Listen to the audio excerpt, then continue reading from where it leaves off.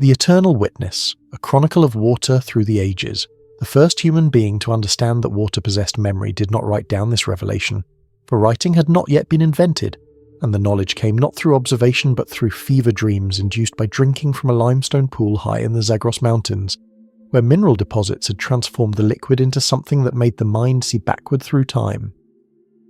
This was 11,000 years before the present era, when the great ice sheet still dominated the northern reaches of the world, and the man who drank from this pool was a hunter, tracking an ibex that had eluded him for 3 days across terrain so hostile that his companions had long since returned to the seasonal camp beside what would one day be called the Fertile Crescent. The ibex had stopped to drink from this particular pool, and the hunter, driven by thirst that had become a form of madness, plunged his face into the same water without the caution that might have saved him from its peculiar chemistry. Within moments, his consciousness fragmented into 1,000 tributaries, each flowing backward through the history of every drop that constituted the pool, and he saw the rain that had fallen during storms when mammoths still thundered across the steppes. He saw the snow that had accumulated during winters so severe that entire lineages of his people had perished in caves sealed by ice. And deeper still, he saw the ocean from which all this water had originally evaporated during epochs when no human foot had yet marked the soil of any continent. The visions destroyed his sanity but left him with an unshakable conviction that water was not merely a substance, but a witness. And though he could not articulate this knowledge in any systematic way, he spent the remaining 2 years of his life refusing to drink from any source without first addressing it in a whispered monologue that his tribe interpreted as evidence of spirit possession. They were not entirely wrong, though the spirit that possessed him was not supernatural, but rather the deep time consciousness of the hydrological cycle itself, a pattern so vast and indifferent that human categories of sacred and profane meant nothing to it. 7,000 years later, in the city of Uruk, where the Euphrates spread its seasonal wealth across mud flats that had been transformed through relentless human labour into the world's first true urban landscape, a priestess named Kubaba discovered that the water level in the temple's sacred cistern could predict the political fortunes of the ruling dynasty with unsettling accuracy. She had not sought this knowledge through mystical practice, but through the mundane necessity of managing the temple's water supply during a summer when the river's flood arrived 3 weeks late, and with only half its usual volume. Kubaba had been trained since childhood in the interpretation of omens, but her mind worked with an arithmetic precision that set her apart from the other temple functionaries, and she had begun keeping detailed records of water levels, grain stores, and political events with a notation system she had devised herself, one that allowed her to perceive patterns invisible to those who relied solely on traditional wisdom. What she discovered was that the cistern, fed by an underground channel connected to the main river through a series of filtration pools built by engineers, 2 generations dead, responded to water table fluctuations that preceded the river's visible changes by anywhere from 9 to 16 days. This advance warning gave her a window into future conditions that she initially used to optimize grain purchases, buying when prices were low in anticipation of scarcity that others would not recognize until it was upon them. But the political implications were impossible to ignore, because in a civilization where the king's legitimacy rested substantially on his perceived ability to maintain cosmic order, any significant disruption in water supply translated directly into challenges to royal authority. Kubaba began to time her prophecies to the cistern's signals, and within 3 years she had become the most influential religious figure in the city, consulted by the king himself, who never knew that her divine insights came from careful observation of hydraulic systems rather than communion with the gods.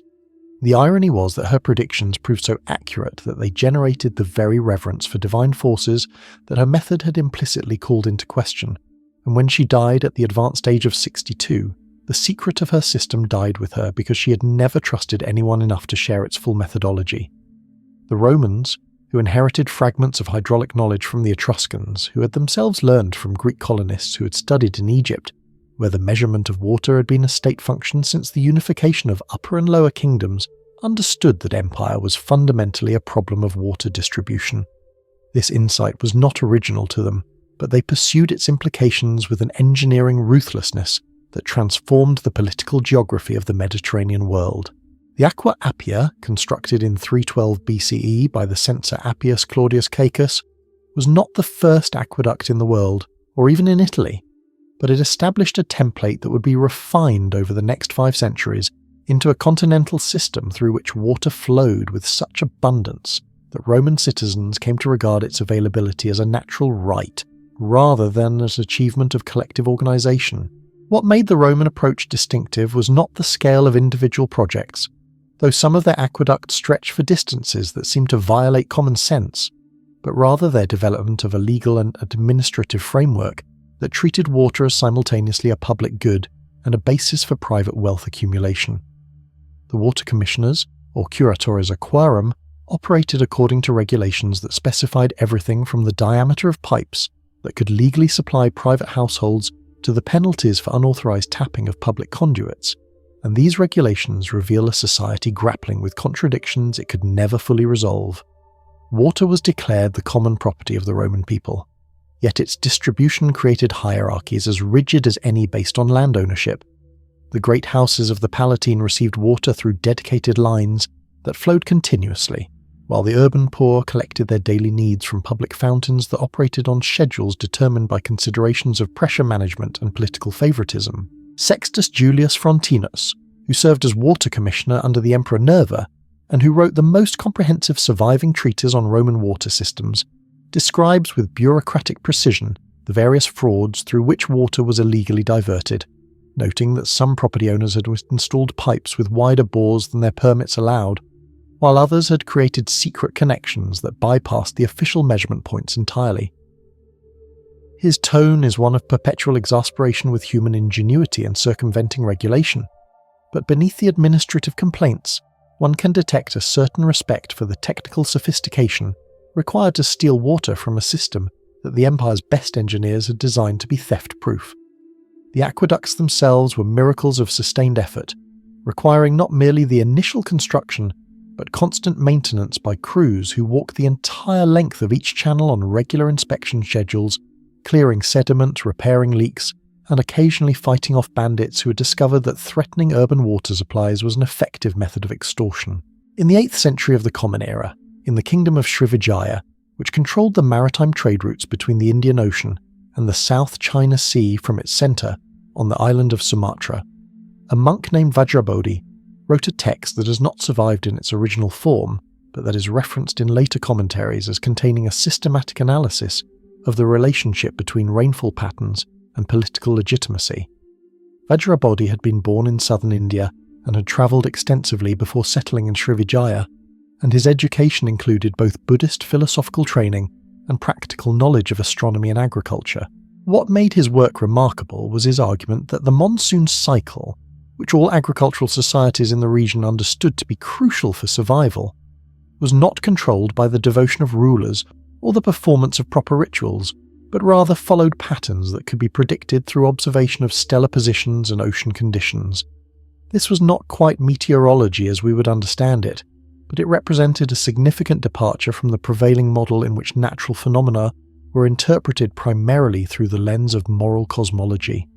Vajrabodhi proposed that water moved through the world according to principles that were indifferent to human desire, and that the role of the wise ruler was not to petition supernatural forces, but to organize society in accordance with water's predictable cycles.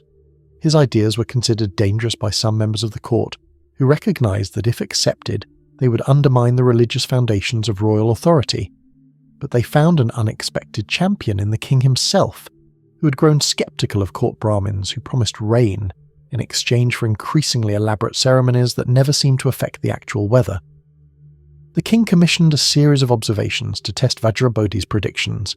and over a period of 5 years, the monk's methods proved sufficiently accurate that water management in the kingdom was reorganized according to his principles. This did not mean the abandonment of religious ritual, which continued to serve important social functions, but the timing of planting and the allocation of labour for irrigation projects were increasingly determined by Vajrabodhi's astronomical calculations rather than priestly divination. The knowledge system he established persisted for perhaps a century and a half, before being gradually reabsorbed into more conventional religious frameworks, but echoes of his approach can be detected in later Southeast Asian water management practices that combined ritual observance with surprisingly sophisticated empirical observation. The Hohokam people, whose name means those who vanished in the language of their successors, engineered a canal system in the Sonoran Desert of what is now Arizona that rivaled anything produced by contemporary civilizations in the Old World. And they did this without metal tools, without draft animals, and without a written language to preserve technical knowledge across generations. The main canal, running from the Salt River toward the settlement area that would eventually become Phoenix, stretched for more than 16 miles and was capable of irrigating approximately 110,000 acres at the system's maximum extent around 1300 CE. What makes the Hohokam achievement particularly striking is the precision required to maintain appropriate gradients across such distances in terrain that offered no natural guides. The canal bed had to descend at a rate sufficient to keep water moving, but not so steep as to cause erosive scouring that would destroy the channel.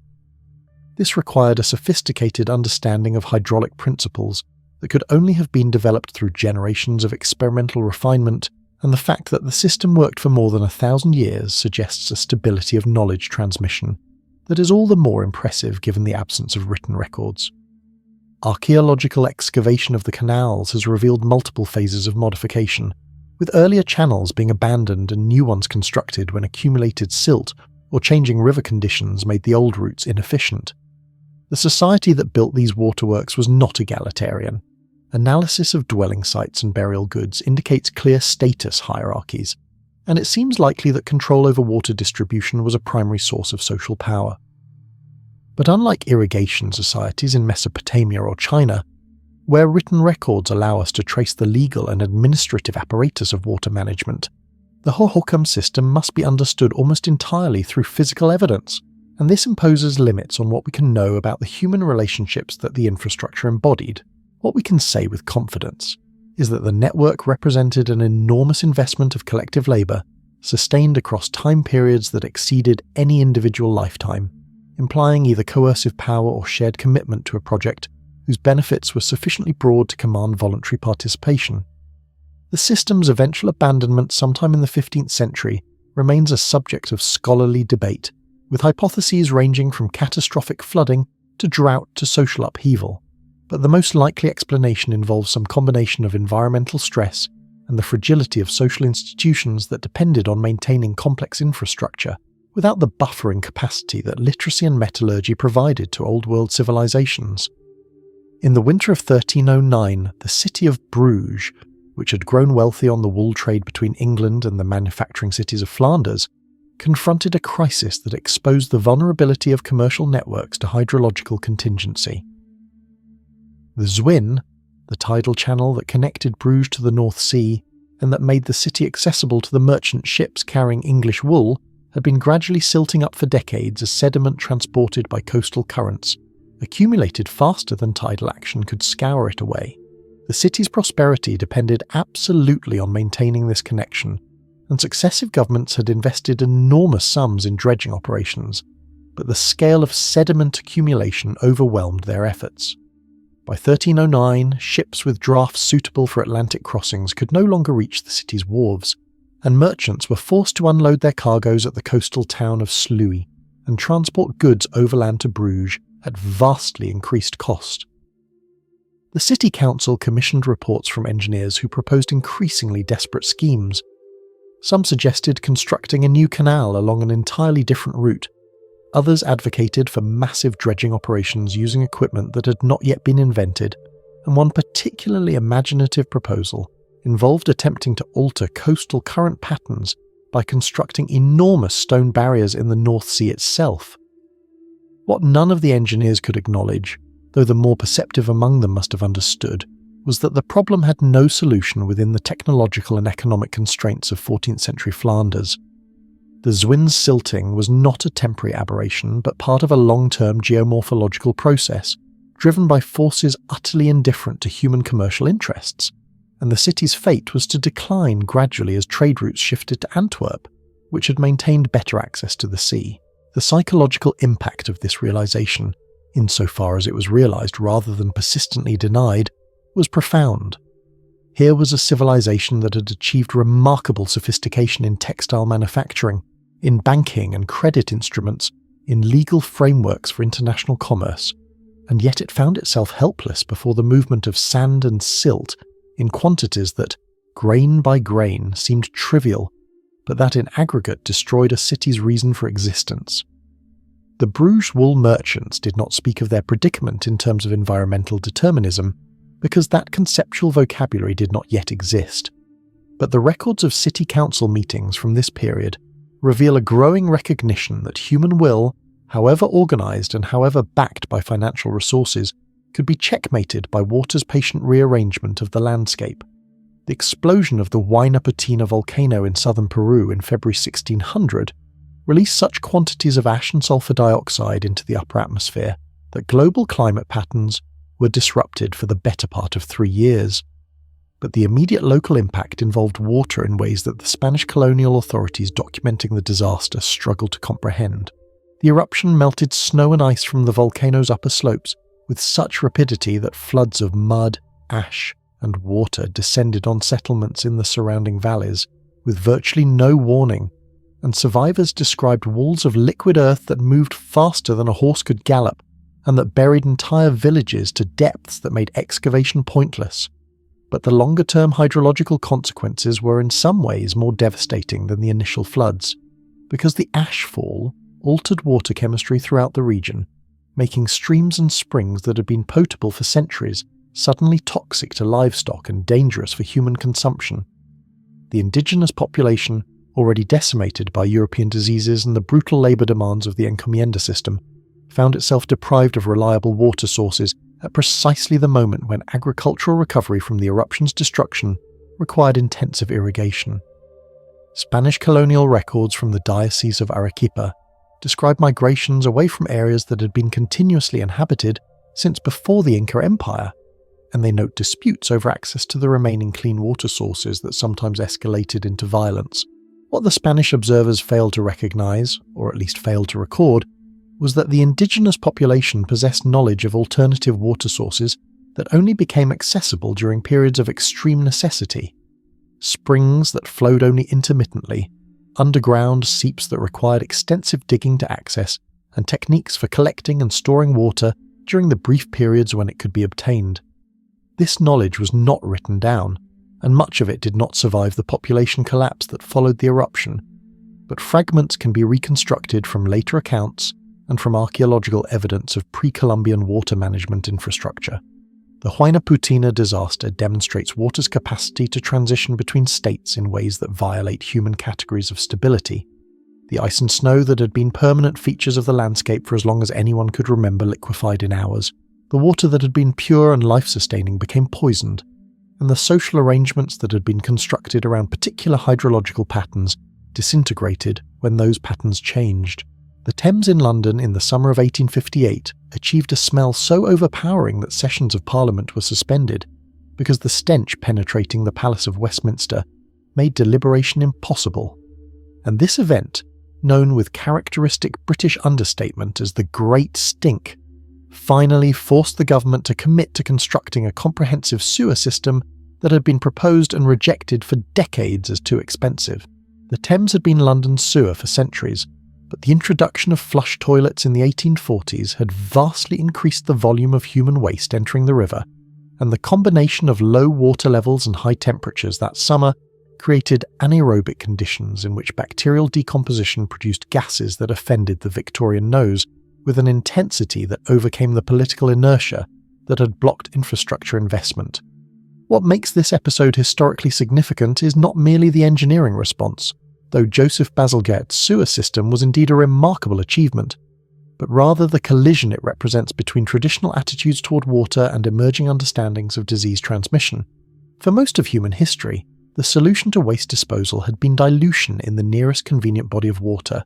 and this had worked adequately when population densities were low enough that natural purification processes could keep pace with contamination. But industrial-era cities had grown to sizes that overwhelmed these natural processes, and the result was that the water that Londoners drank, which was still drawn primarily from the Thames, was contaminated with the waste of upstream users in concentrations that traditional purification methods could not address. The cholera epidemics that periodically swept through London, most notably in 1854 when John Snow traced an outbreak to a contaminated pump on Broad Street, were consequences of this hydrological crisis, though the mechanism of disease transmission was not fully understood even by those like Snow, who recognized the empirical correlation between water quality and illness. The prevailing miasma theory, which held that diseases were caused by bad air emanating from decomposing organic matter, was not entirely wrong in its observation that illness clustered around areas of poor sanitation, but it misidentified the vector of transmission in ways that delayed effective public health responses. The Great Stink worked as a catalyst for reform not because it killed anyone, but because it made the Thames's condition impossible to ignore, and it did so at a moment when Parliament was in session and the members could not physically escape the consequences of their legislative inaction. Bazalgette's sewers, constructed over the following 2 decades, routed waste downstream of the city's water intakes and eventually to treatment facilities, and the resulting improvement in public health was so dramatic that life expectancy in London increased by years within a generation,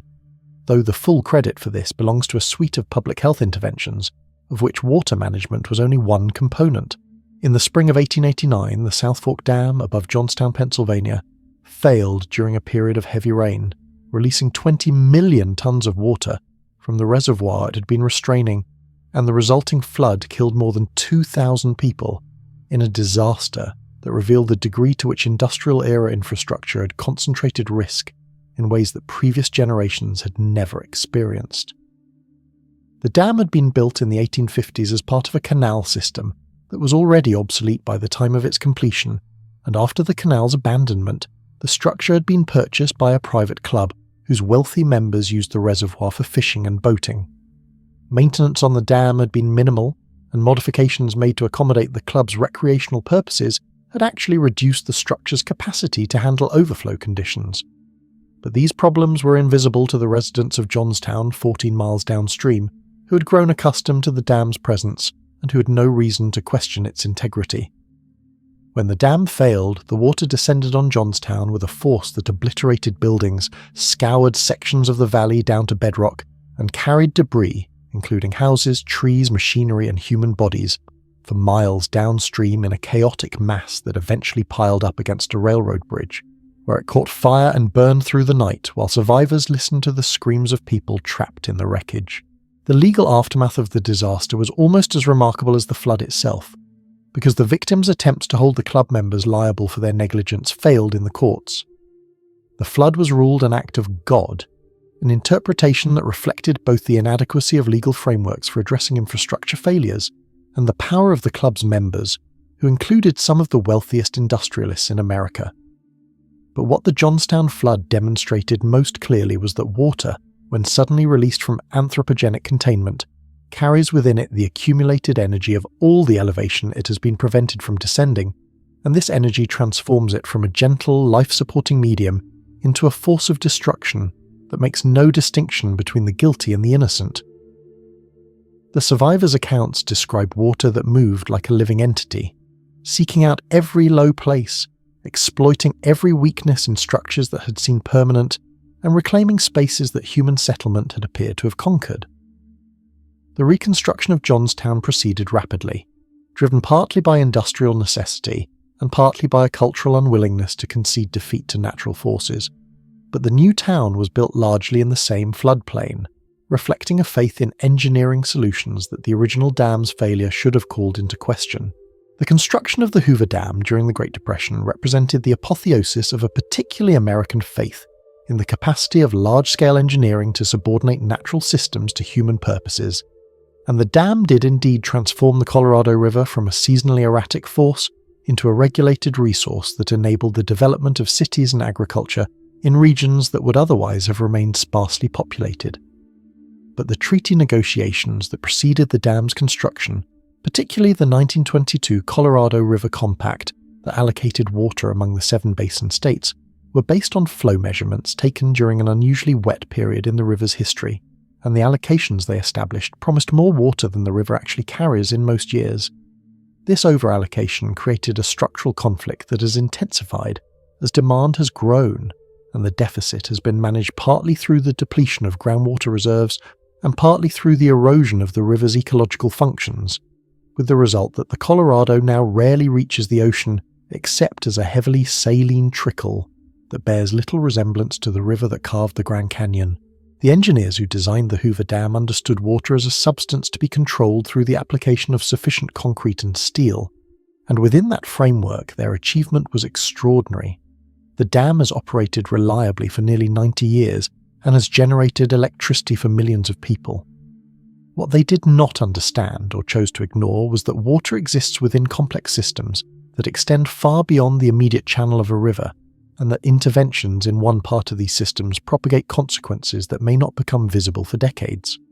The reservoir behind the Hoover Dam, Lake Mead, loses approximately 7 feet of water per year to evaporation,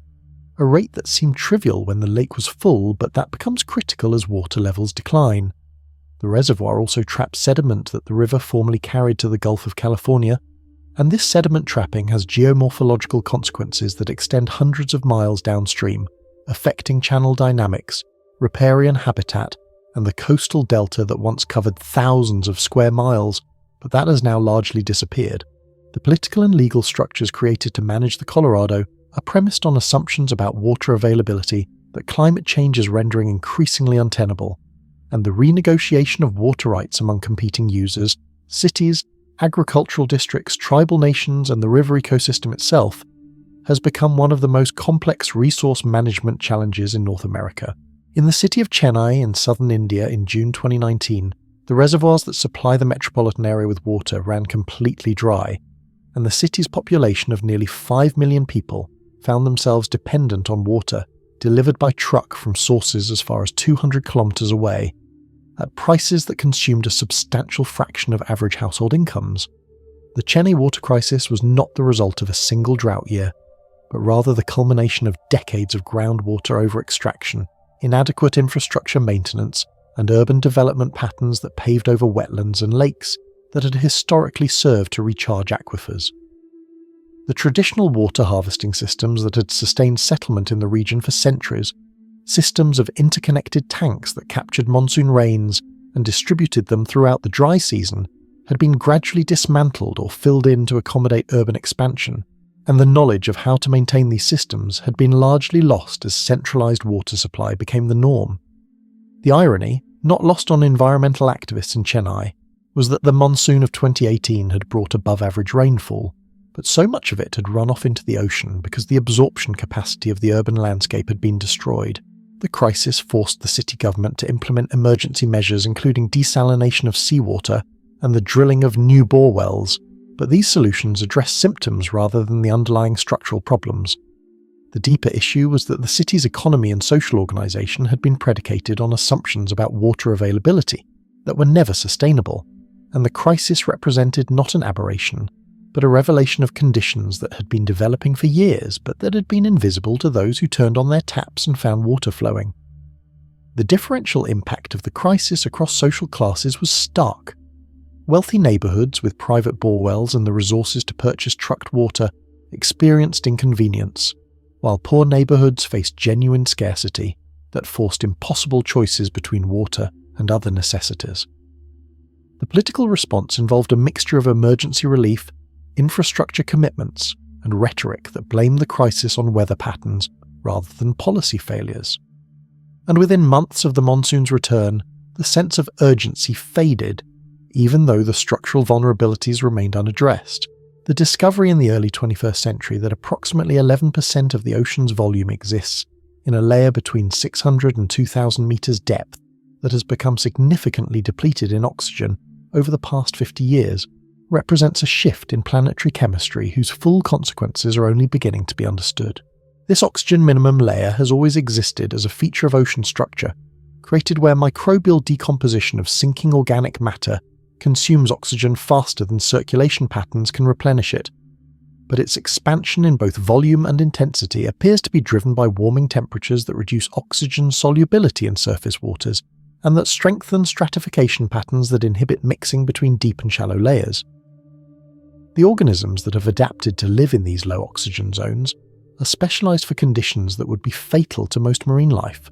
but the expansion of hypoxic areas is compressing the habitat available to species that require higher oxygen concentrations, effectively squeezing them into a shrinking portion of the ocean's volume. The implications cascade through marine food webs in ways that are difficult to predict, but that certainly include disruptions to fisheries that provide protein for hundreds of millions of people. What makes this phenomenon particularly concerning from a human perspective is that it represents a change in water's capacity to support life that is occurring on a global scale, and that is not easily reversible. Even if atmospheric carbon dioxide concentrations were to stabilize tomorrow, the thermal inertia of the ocean means that warming and stratification would continue for decades. The ocean, which covers 71% of the planet's surface and which has absorbed approximately 90% of the excess heat trapped by anthropogenic greenhouse gases, is responding to these energy inputs in ways that alter its fundamental chemical and physical properties, and these alterations affect water's role in the planetary system. The hydrological cycle, which moves water between ocean, atmosphere and land through evaporation, precipitation and runoff, is intensifying as warmer temperatures increase evaporation rates, and this intensification manifests as both more severe droughts in some regions and more intense precipitation events in others. The traditional patterns that civilizations have organized themselves around, the seasonal rhythms of rain and river flow that agriculture and urban water systems depend upon, are becoming less reliable, and the challenge this poses is not merely technical, but existential, because it calls into question the stability of the environmental context within which human societies have developed. The ice cores extracted from the Greenland and Antarctic ice sheets contain water frozen over time scales reaching back nearly 1 million years, and the chemical analysis of this ice provides a record of past climate conditions with a precision that no other archive can match. The isotopic composition of the water molecules themselves reveals the temperature of the clouds from which they condensed, while air bubbles trapped in the ice preserve samples of ancient atmosphere whose greenhouse gas concentrations can be measured directly. What this record shows is that the Earth's climate has oscillated between glacial and interglacial states, with irregularity driven by variations in the planet's orbital parameters, but it also shows that the current atmospheric carbon dioxide concentration is higher than at any point in the ice core record, and that the rate of increase is faster than anything preserved in the ice. The water in these cores fell as snow during epochs when the configuration of continents was essentially identical to today's, but when sea levels were sometimes more than 100 meters lower because so much water was locked in ice sheets, and when the Sahara was vegetated and the Amazon basin received different precipitation patterns because the altered ice distribution changed atmospheric circulation. Reading climate history from ice requires understanding that the ice itself is not static. It flows under its own weight, compressing lower layers and potentially disturbing the stratigraphic record. And near the base of the thickest ice sheets, geothermal heat can melt the lowest layers, destroying the oldest portions of the record. The scientists who retrieve these cores work in conditions of extreme cold and isolation, drilling through ice that accumulates at rates of just centimeters per year, and the cores they extract are precious artifacts that must be maintained frozen from the moment of extraction to prevent the alteration of the chemical signals they contain. The knowledge contained in ice core records has fundamentally reshaped understanding of climate variability and of the speed with which the climate system can shift between states. The end of the youngest, driest cold period approximately 11,700 years ago appears in the Greenland ice record as a temperature increase of perhaps 10 degrees Celsius that occurred over a period of perhaps 3 years,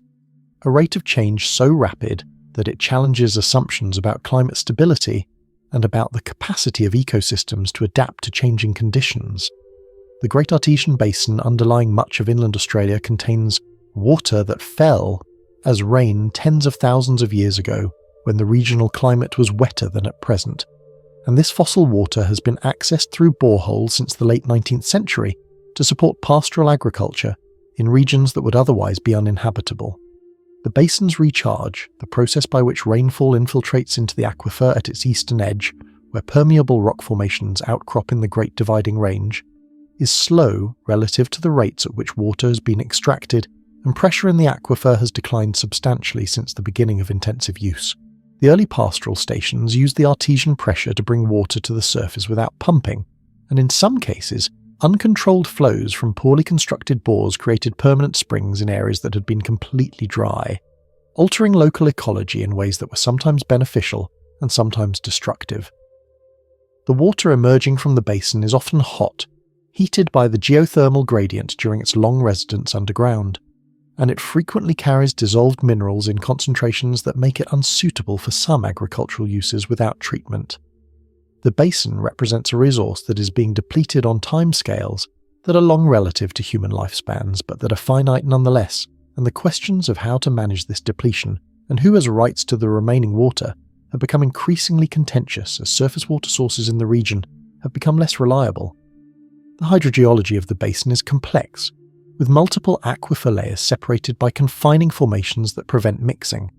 and the mapping of these structures has revealed that the basin is not a single uniform reservoir, but rather a collection of interconnected but distinct water bodies, with different characteristics and different recharge mechanisms. Some portions of the basin contain water that is genuinely ancient, having been isolated from the surface for periods reaching back to the Pleistocene, while other portions have younger water that reflects more recent climatic conditions. The extraction of this water represents a form of mining, a drawing down of accumulated reserves that will not be replaced on any timescale relevant to human planning, and this raises questions about intergenerational equity that Australian water policy has struggled to address. The alternative to using this fossil water would be to abandon much of inland Australia to the aridity that characterised it before boreholes were drilled, and this trade-off between present use and long-term sustainability has no obvious resolution within existing political and economic frameworks. The water locked in permafrost across the Arctic regions of Russia, Canada, Alaska and Scandinavia represents a component of the hydrological cycle that has been effectively removed from circulation for millennia, but that is now returning to active participation as rising temperatures cause permafrost to thaw. The volume of water involved is enormous, and its release is changing drainage patterns, creating new lakes in some areas, while draining existing ones in others as subsurface ice melts and the ground surface subsides. The thawing of permafrost also releases organic carbon that had been frozen and preserved, and this carbon becomes available to microbial decomposition that produces both carbon dioxide and methane, further amplifying the warming that initiated the thaw. The indigenous communities that have lived in Arctic regions for thousands of years are witnessing changes in their environment that have no precedent in oral history. Rivers that flowed in summer and froze solid in winter are now remaining partially open year-round. Ice cellars that had reliably preserved food for generations are now too warm to prevent spoilage, and the timing of animal migrations and plant growth has shifted in ways that disrupt traditional harvesting practices. The water that emerges from thawing permafrost is chemically distinct from precipitation, often carrying high concentrations of dissolved organic matter that gives it a brown colour and that affects its suitability for various uses. The hydrological consequences of permafrost thaw extend beyond the Arctic itself, because the rivers that drain these regions carry altered water chemistry into the Arctic Ocean, potentially affecting marine ecosystems adapted to different conditions. The speed of change has accelerated in recent decades, with some areas experiencing thaw at rates that were not predicted by climate models developed even 10 years ago, and this acceleration suggests that feedback mechanisms involving the release of greenhouse gases from thawed permafrost are beginning to operate in ways that make future trajectories increasingly difficult to predict. The infrastructure built on permafrost, including buildings, roads, pipelines and airstrips, is destabilizing as the ground beneath it thaws, and the cost of adapting or relocating this infrastructure represents a climate impact that is immediate and measurable rather than distant and theoretical. The relationship between water and human consciousness has been explored by poets and mystics in every culture, but it also has a neurological dimension that is only beginning to be scientifically investigated. The human brain is approximately 73% water by mass, and the movement of ions across neuronal membranes, the fundamental process underlying all thought and sensation, depends on the aqueous medium in which these membranes are suspended. The cerebrospinal fluid that bathes the brain and spinal cord is continuously produced and reabsorbed, completing a full circulation approximately 4 times per day, and disruptions in this circulation can have profound effects on cognitive function and consciousness. The blood-brain barrier, which regulates the movement of substances between the bloodstream and the brain's interstitial fluid, is a marvel of selective permeability that maintains the precisely controlled chemical environment necessary for neuronal function.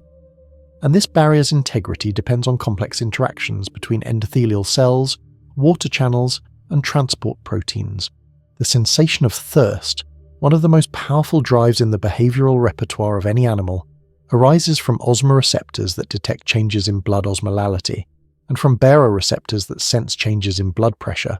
and these signals are integrated in the hypothalamus to produce the subjective experience of need that can overwhelm other considerations.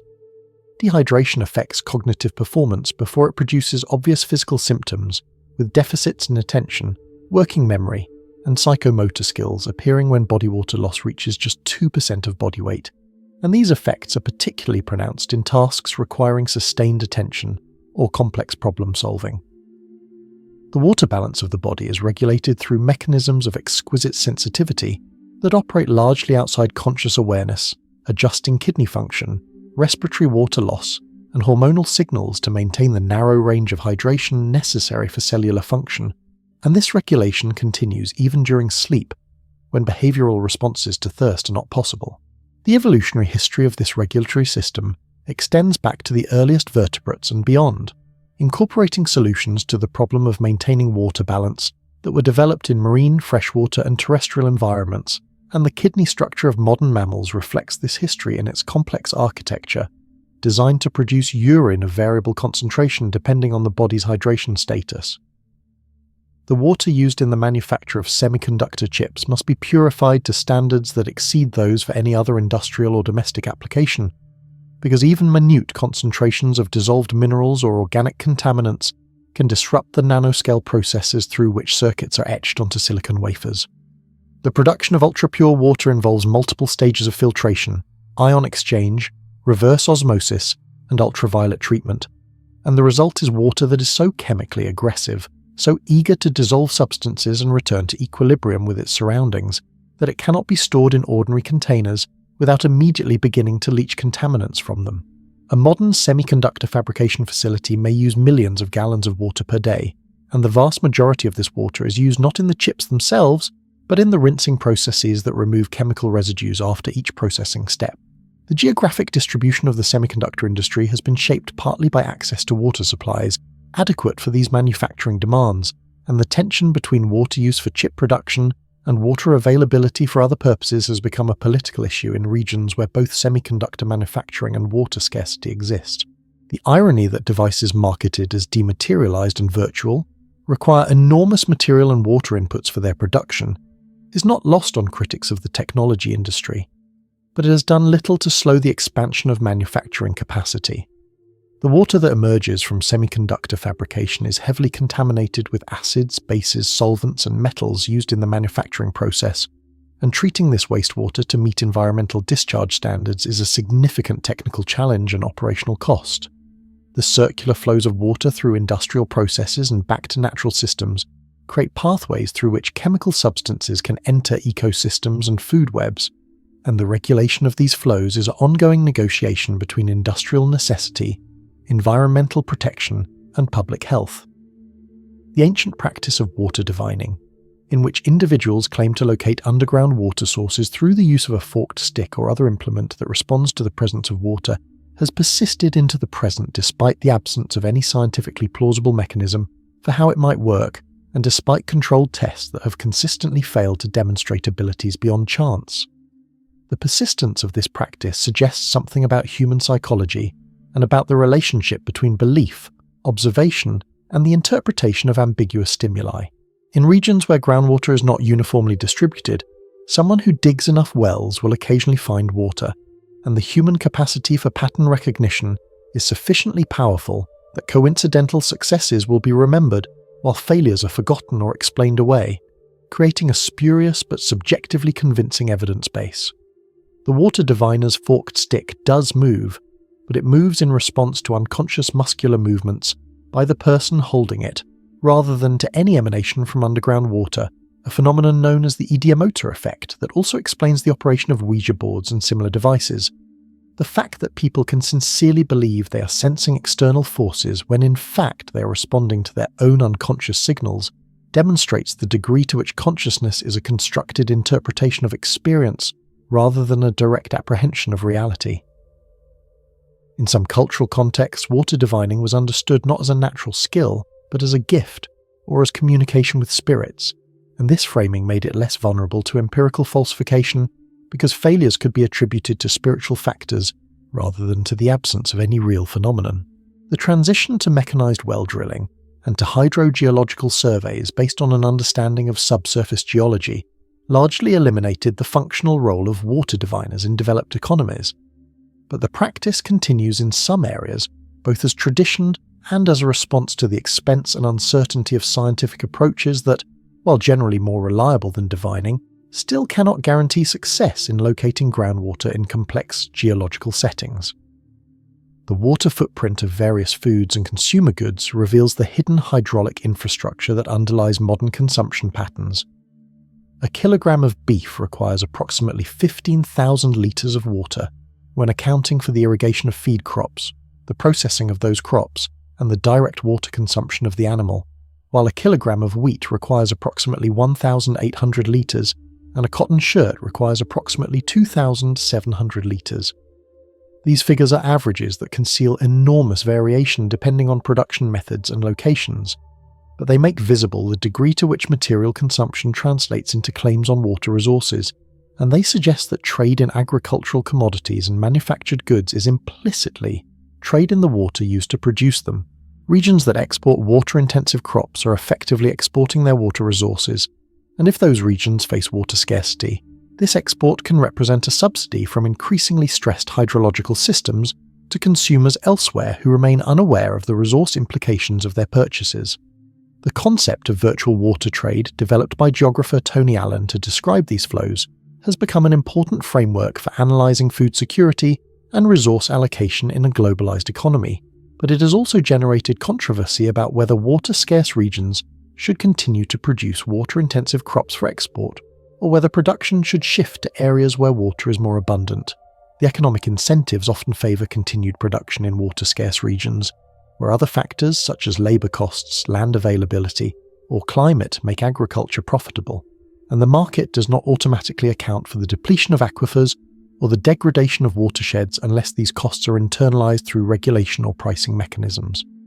The disjunction between the hydrological cost of production and the economic signals that guide production decisions is a fundamental challenge for sustainable resource management, and addressing it requires either political intervention to modify market signals or changes in consumer behaviour driven by awareness of resource implications, neither of which has proven easy to achieve at scale. The future of water on Earth is inseparable from the future of the planet's climate, and the projections generated by climate models suggest a world in which the extremes of both too much and too little water become more common. The intensification of the hydrological cycle means that regions that are currently dry are likely to become drier as evaporation increases and precipitation patterns shift, while regions that currently receive substantial rainfall may experience more intense precipitation events separated by longer dry periods. The specific regional details of these changes are uncertain because they depend on complex interactions between atmospheric circulation patterns, land surface changes, and ocean dynamics that the models represented perfectly. But the general trajectory toward greater variability and more frequent extremes appears robust across different modelling approaches. For human systems designed around historical patterns of water availability, this increasing variability poses challenges that go beyond simply adjusting to new average conditions. Infrastructure sized for historical flood frequencies will prove inadequate when those frequencies change. Water storage capacity designed for historical drought durations will be insufficient when droughts lengthen,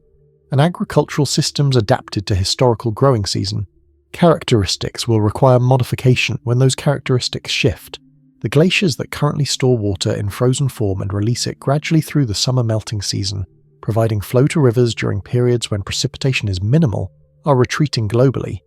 and their eventual disappearance will eliminate this buffering capacity, making rivers more directly dependent on the timing of precipitation and potentially creating severe water scarcity during dry seasons in regions that currently experience reliable flow.